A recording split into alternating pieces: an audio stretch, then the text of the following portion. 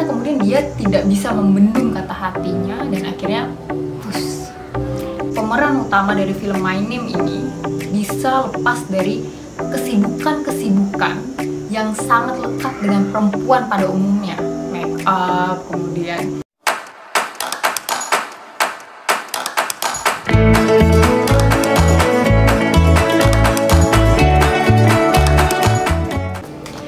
halo, assalamualaikum, ketemu lagi dengan gue Yulita di channel YouTube yang sederhana ini. Jadi hari ini kita akan membahas terkait dengan film-film yang rekomen banget untuk ditonton oleh perempuan. Sebenarnya mau perempuan atau laki-laki ya bisa nonton gitu, tapi lebih ku rekomendasikan untuk perempuan gitu, karena biasanya kalau kita belajar, diskusi atau baca buku kan kadang-kadang suka ngantuk dan lain-lainnya. Tapi kalau nonton film itu kan lebih enak ya, lebih ringan, kita kayak lebih deket aja gitu dengan realitas kita gitu. Jadi film-film ini sangat rekomen untuk ditonton. Yang pertama adalah film yang berjudul Pink. Nah, film ini bagus banget, yang berjudul Pink ini gitu, karena di dalamnya memuat permasalahan tentang perempuan dalam keseharian yang jarang kita ketahui dan jarang kita sadari, padahal terjadi dalam diri kita gitu. Jadi film Pink ini sebuah film yang rilis tahun 2016, sudah lama sebenarnya ya. Film ini menceritakan tentang seorang perempuan yang lagi ingin have fun gitu sama teman-temannya gitu. Ada 3 sih sebenarnya perempuannya, tapi ada suatu insiden yang membuat akhirnya mereka semua harus ke pengadilan. Nah, yang paling klimaksnya ini adalah pada saat di proses pengadilan. Film ini dari India, diperankan oleh Amitabh Bachchan sebagai salah satu tokoh utamanya ya. Dalam persidangan inilah si Amitabh Bachchan mengeluarkan kata-kata saktinya yang, oh ini kena nih, ternyata emang kayak gini nih yang berlaku di masyarakat dan ini nggak fair gitu tentang perempuan gitu. Dan ini yang membuat aku kemudian nonton berkali-kali film ini. Aku jarang banget nonton film berkali-kali, karena kalau sudah sekali biasanya kan bosen gitu kan, tapi film ini enggak. Aku sekitar nonton sampai 3 kali karena merenungi setiap kata-katanya gitu. Di awal nonton film ini agak boring awalnya, karena kita nggak tahu arahnya kemana filmnya gitu kan, karena menggunakan alur yang mundur. Tapi ketika sudah sampai di pengadilan, baru kita tahu klimaksnya. Yang kedua adalah film Lipstick Under Burqa.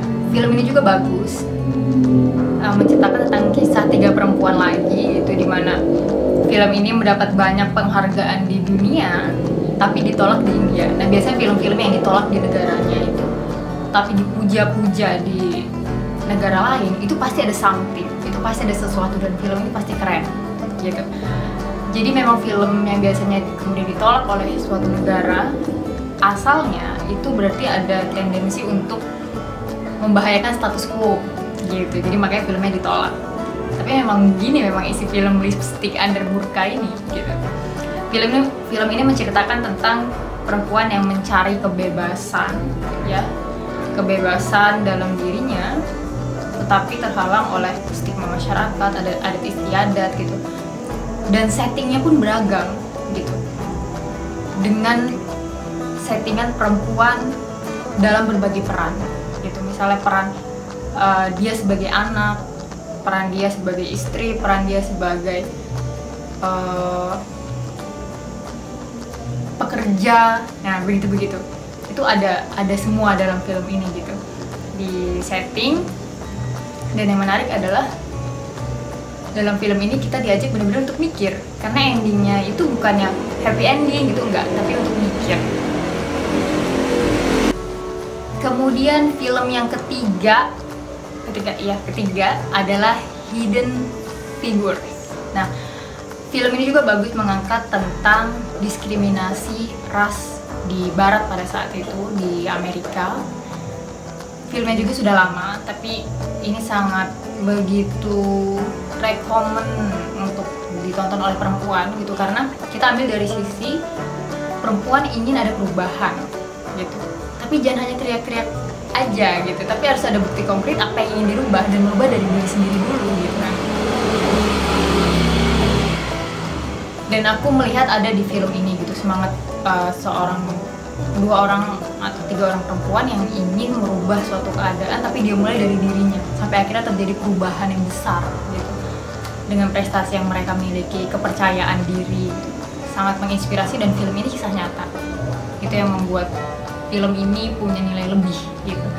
Selanjutnya film yang ketiga adalah Mary Kom. Film ini juga bagus, dari India. Permasalahan tentang seorang perempuan yang akhirnya masuk dalam lingkup rumah tangga gitu. Dia berperan menjadi seorang istri dan ibu, punya peran baru gitu, yang membuat dia awalnya mengebiri cita-citanya. Jadi kayak gue udah jadi istri, gue udah jadi ibu, ya sudah gue di rumah aja. Dan dia melupakan cita-cita dia yang dulu, prestasi-prestasi dia yang dulu gitu. Tapi ternyata kemudian dia tidak bisa membendung kata hatinya, dan akhirnya dia tetap berusaha mengejar cita-citanya, impiannya gitu, tanpa mengganggu peran dia sebagai ibu dan istri gitu. Dan yang paling menarik adalah film ini kisah nyata gitu. Bagiku film-film yang diadaptasi dari kisah nyata itu punya nilai plus atau nilai lebih gitu, karena kita kayak, wah ini beneran nih ada manusia yang kayak gini gitu. Ternyata nggak impossible gitu, ternyata possible gitu ketika kita memang ada keinginan yang kuat. Itu tentang Mary Kom. Selanjutnya adalah Sokola Rimba. Sokola Rimba ini pasti sudah banyak yang tahu ya, tentang kisah Butet Marunu dari Indonesia yang kemudian mendirikan sekolah di pedalaman hutan gitu, bertemu dengan orang-orang rimba. Ini sangat menginspirasi gitu, meskipun aku lebih suka bukunya ketimbang filmnya, tapi film ini juga sangat menginspirasi, dimana kita menjadi perempuan yang berkesadaran sosial gitu, bukan hanya pribadi, bukan hanya kemudian untuk keluarga kecil kita, tapi berkesadaran sosial yang sampai akhirnya mampu mewujudkan sebuah perubahan yang besar gitu. Sekolah Rimba yang kemudian adalah film Elizabeth. Nah, film Elizabeth ini juga menarik. Meskipun tidak bisa divalidasi juga ya kebenarannya apakah 100% benar atau tidak dalam film ini, karena biasanya film pasti ada intrik dan lain-lainnya, ada penambahan, ada bumbu-bumbu. Tapi secara umum memang Ratu Elizabeth ini tidak menikah, atau disebut dengan Virgin of Queen of the Virgin atau Virgin of the Queen.